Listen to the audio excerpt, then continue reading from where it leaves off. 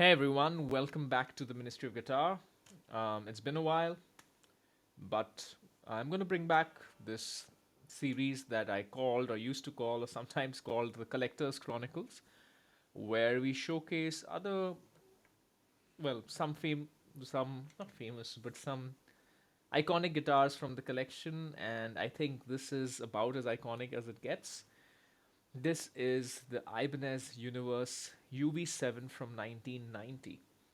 Yep, 1990. This is the first ever seven string guitar.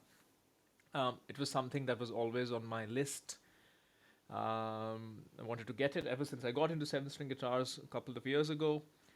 And at the end of last year, I was lucky enough to pick this up from Ishibashi Music in Tokyo, which is a frequent haunt of mine.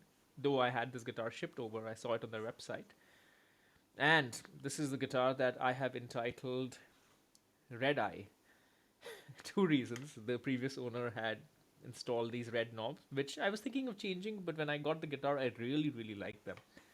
And I have taken so many red eye flights to Japan that my eyes are permanently red now because of that. Anyways, so few thoughts about this guitar. Of course, it is very special. Um, there are a few things that make these early Ibanez universes very special. The first thing about this universe is the neck, and maybe you can get a good idea of just how thin this is. So for a seven-string guitar, this is exceptionally thin, and this is like a two-piece, like a this is like a scarf joint around where the yeah, there we go. You can probably see it on the camera where the near the where the headstock joins the neck. And these were remarkably delicate. That's why they switched over to a better design much later on. This was, I think, in the early 2000s, and they had a UV7, UV777. I'm not an Ibanez expert. This is what I understand. There is something though. These original necks are something else, and which is why I believe they're quite sought after. And for me, though I dislike Ibanez six-string necks, on a seven-string, they're super thin, and it's not as thin as a wizard or whatever, the super thin Ibanez necks. But on a seven string, such a thin neck makes sense because there's already so much real estate to traverse with the width of the fretboard. So I really like the neck of this guitar. I actually got a UV777 first, which I will probably show in a different video. Maybe I'll compare the two as well. And then I was lucky enough to get this UV7 in white. Um, Specs, this guitar is all original, so it's got the original Blaze pickups, I believe they've called, and it's got a 5-way switch, all the boring stuff that you know. It's SHS, S, HSH. Wow, I didn't know that was a tongue twister. It's got the Ibanez Low Pro Edge, not the. So they believe they were launched with the Edge and the Low Pro Edge. The Low Pro Edge is a better design. They had both in 1990. This one has the Low Pro Edge, though I think the first ones actually came with the Edge, but that's a little bit slightly different bridge design. Um, Overall, this guitar is very nice. For a 33-year-old guitar now, it plays exceptionally well, exceptionally modern. These guitars are very well built. You saw with the volume fades that I was doing earlier, the pots aren't scratchy at all. And for my 1998 UV777P, the pots are a bit scratchy now after, well, that's only 25 years old, but this one is even better. Um, yeah, I mean, on this guitar, it was advertised by the dealer as 70% fret life, but knowing that it's a Japanese dealer, I knew it was probably going to be close to 100%, and it is. So it's just a pleasure to play with the rosewood fretboard. Um, yeah, I actually prefer the white one to the black one, the green dots.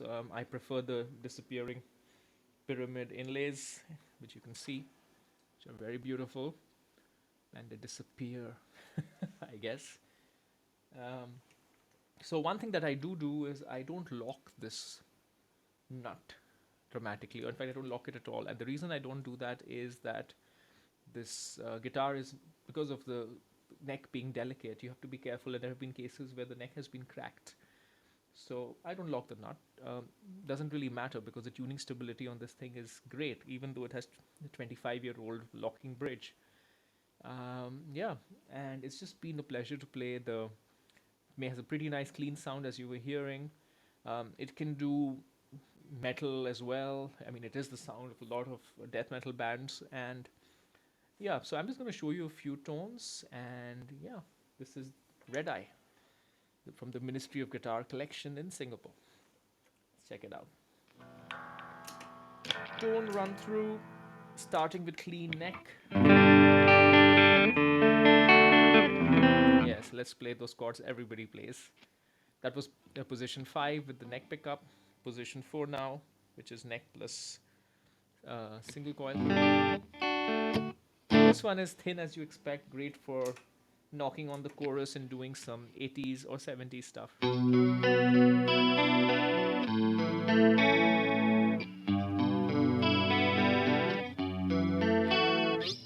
That's there. Middle position, quite a neutral sound, but pretty good.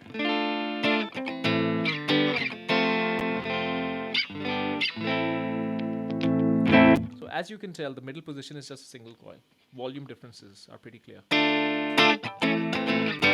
Middle position, neck position. Oh, that's loud. And the other thing with these pickups are they are very receptive. They're not that compressed, so they're very receptive to your playing style.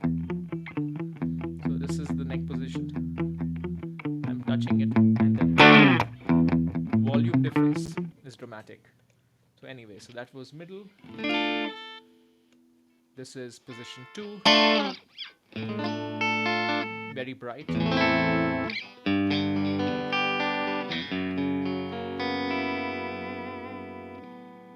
And position 1, neck, sorry, bridge humbucker.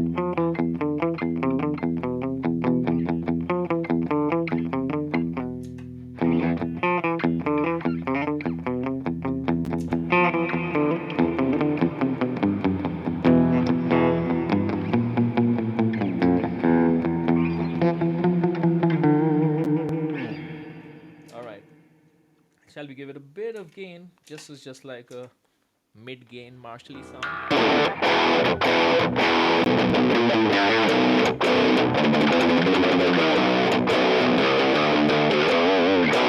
Not particularly hot. Not that. It's not like today's bare knuckle Ragnaroks or whatever, but it's really a neutral pickup that can do any sound, and you can. This can go to Jen. Let's try something a bit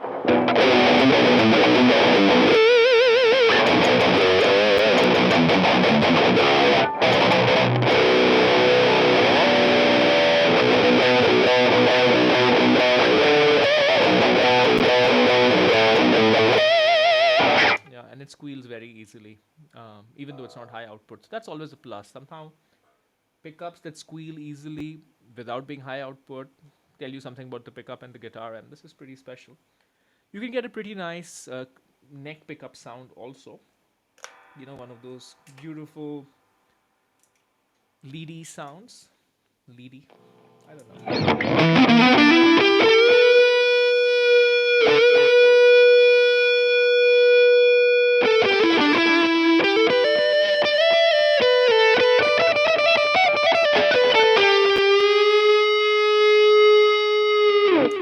Remind me to tell you that it's a myth that guitars with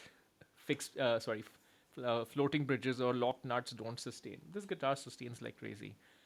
That was the main reason I only played Les Pauls for like many, many years. But yeah, so that's the neck pickup sound. And yeah, it's just a beautiful, versatile guitar. You can play, I don't know, you can play 60 stuff on it. Get that nice. You know what song that is? You'll get that sound. You